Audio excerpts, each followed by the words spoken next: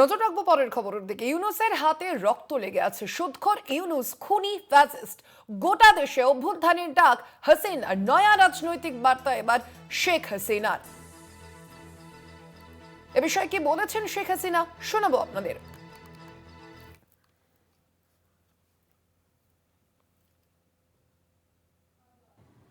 The murderous fascist Yunus, a usurer, a money launderer, a plunderer, a corrupt, power-hungry traitor, has bled our nation dry with his all-consuming perditions, staining the soul of our motherland. On August 5th, 2024, in a meticulously engineered conspiracy, the national enemy, the murderous fascist Yunus, and his entrusted militant accomplices forcibly ousted me, though I am the people's representative, directly elected.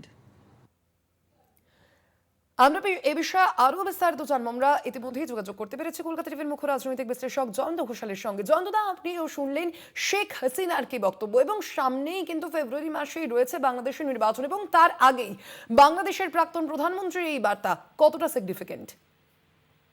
খুবই তাৎপর্যপূর্ণ, এবং হাসিনার বক্তব্য চেয়েও আরো বেশি যেটা আমাকে নাড়া দিচ্ছে যে বিষয়টা, সেটা হলো ভারতের অবস্থান, ভারত সরকারের অবস্থান।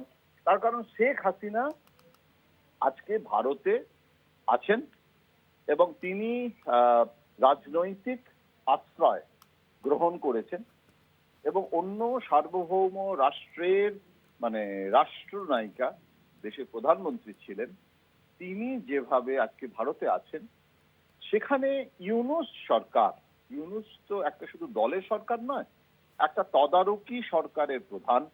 সেই ইউনূস সরকার কখনোই চাইছেন না যে হাসিনা এই ধরনের বিবৃতি ভারতের পক্ষ থেকে ভারতে বসে দিন, এবং ভারত সরকার যদি না চাইত তাহলে এই রকম ভাবে সমস্ত সংবাদ মাধ্যমের কাছে শেখ হাসিনা যেটা বলেছেন ইউনূসের বিরুদ্ধে, যে তার হাতে রক্ত লেগে আছে এবং একটা ইউনূস বিরোধী, উগ্র ইউনূস বিরোধী অবস্থান, সেইটা তাহলে তিনি করতে পারতেন না যদি ভারত সরকারের সমর্থন না থাকতো।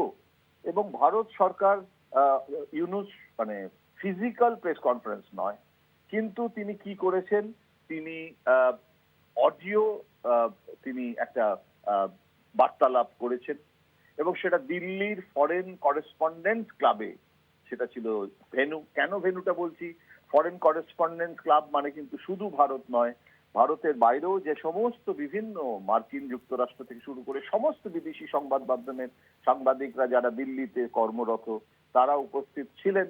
এবং সেখানে ইউনূস সম্পর্কে যে বক্তব্য রেখেছেন, সেটা তো ইউনূস বনাম হাসিনা, কিন্তু ভারত কি তাহলে ইউনূস বিরোধী হাসিনার যে বক্তব্য প্রদানের সুযোগ করে দিয়ে ইউনূস সরকারের প্রতিও একটা বার্তা দিলেন যে আপনারা যদি হিন্দু সংখ্যালঘুদের ওপর অত্যাচার না থামান, যদি আপনারা এখানে মানে জামাত সহ বিভিন্ন যে সমস্ত মৌলবাদী শক্তিকে প্রশ্রয় না দেন, পাকিস্তানের সঙ্গে, করাচির সঙ্গে ঢাকার বিমান চলাচল শুরু হচ্ছে, আইএসআই প্রধান কতবার ঘুরে গেলেন, পাকিস্তানের সাথে সম্পর্কটাকে নতুন করে দেখতে চাইছেন, ৭১-এর মুক্তিযুদ্ধকে অবজ্ঞা করে প্রি-71 স্টেটাসে কি বাংলাদেশ ফিরে যেতে চাইছে পাকিস্তানের সাথে সখ্যর মাধ্যমে, এই প্রশ্নগুলো তো ভারতের প্রশ্ন।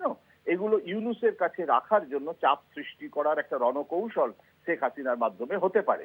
এবং এখানে আর একটা কথা আমি বলবো, সেটা হচ্ছে যে শুধু কিন্তু ইউনূস নয়, হাসিনা কিন্তু যা বলেছেন সেটা কিন্তু বিএনপির বিরুদ্ধেও তিনি বলেছেন। যে বিএনপি আজকে নির্বাচন লড়ছে, আওয়ামী লীগ নির্বাচন লড়ছে না, তাহলে আওয়ামী লীগের কোনো প্রার্থী নেই, আওয়ামী লীগ নির্দল প্রার্থীও দেবে না বলে শেখ হাসিনা জানিয়ে দিয়েছেন। তাহলে যেটা ওরা বলছে সেটা তাহলে কার জন্য বলছে? স্বভাবতই বিএনপির সঙ্গে আওয়ামী লীগের কোনো আঁতাত আছে কিনা সে প্রশ্ন উঠেছিল, কেননা বিএনপি বনাম জামাত এটাই তো এখন লড়াই। কিন্তু বিএনপি সম্পর্কেও কিন্তু শেখ হাসিনা বলেছেন যে কখনো আমরা বিএনপির বিরুদ্ধে কিন্তু যেগুলো বিএনপি অভিযোগ করছে সেগুলো অসত্য, আমরা সেগুলো করিনি, ইত্যাদি ইত্যাদি। এখন এই পরিস্থিতিটাতে একটা জিনিস বোঝা যায় যে ভারত চাইছে ইউনূস চলে গেলে একটা গণতান্ত্রিক ভাবে, সেটা বিএনপিরই হোক আর যারই হোক, কেননা বিএনপি আর ইউনূসও কিন্তু সখ্য নেই এই মুহূর্তে, সেটাও কিন্তু একটা খুব তিক্ততার জায়গায় চলে এসেছে। অনেকে বলছে যে নির্বাচনটাই শেষ মুহূর্তে ভন্ডুল ইউনূস না করে দেন।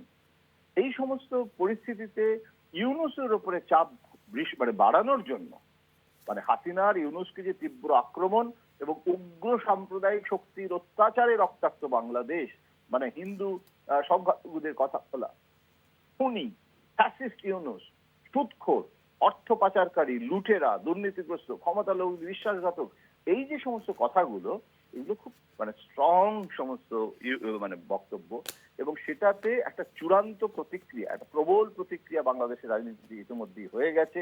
কিভাবে ইউনূস সরকার এটা প্রতিক্রিয়া জানায় বা কি ভারতের সঙ্গে তার কি কমিউনিকেশন হয়, চাপের মধ্যে পড়ে পিছু হটবে নাকি আরো অ্যাগ্রেসিভ হয়ে জামাত এবং ইউনূস কাছাকাছি চলে আসবে, এগুলোই এখন দেখার বিষয়। ধন্যবাদ আপনাকে জয়ন্তদা।